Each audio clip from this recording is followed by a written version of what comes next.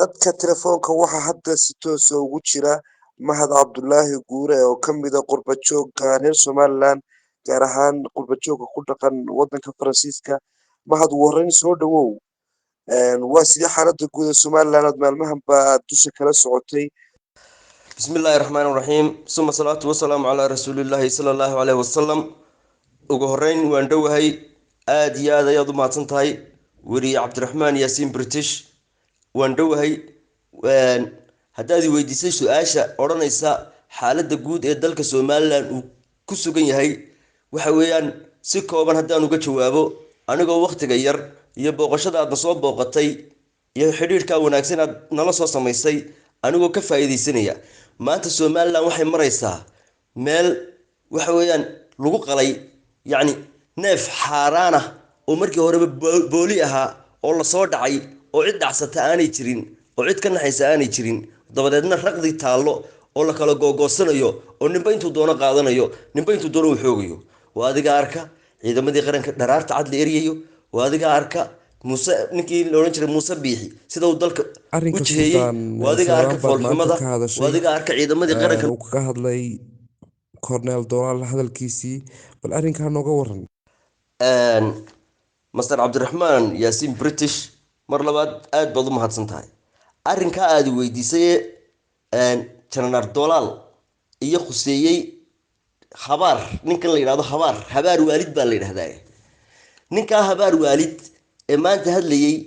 ee yidhi suldaan baan ahay ee yidhi saldanad baan sitaa ee yidhi cumaamad baan sitaa ninkaasi dadku waxay dhasheen dedan iyo daalacan labadaa oo laysku dhuftay buu ninkaasi dhashay horta ninkani waa fidmo wale waxa weeye halkaana af buu ku leeyahay xaggaana af buu ku leeyahay ninkani waxa weeyaan munaafaqadda iyo namiimka iyo isku dirka iyo xisdiga iyo xaasidnimada ninkaasi waa hoygiisa waa gurigiisa waxa uu halkaa la soo taagaya maalin walba oo loo soo shidaaliyaa hoggaanka xisbiga mucaaradka ah ee waddani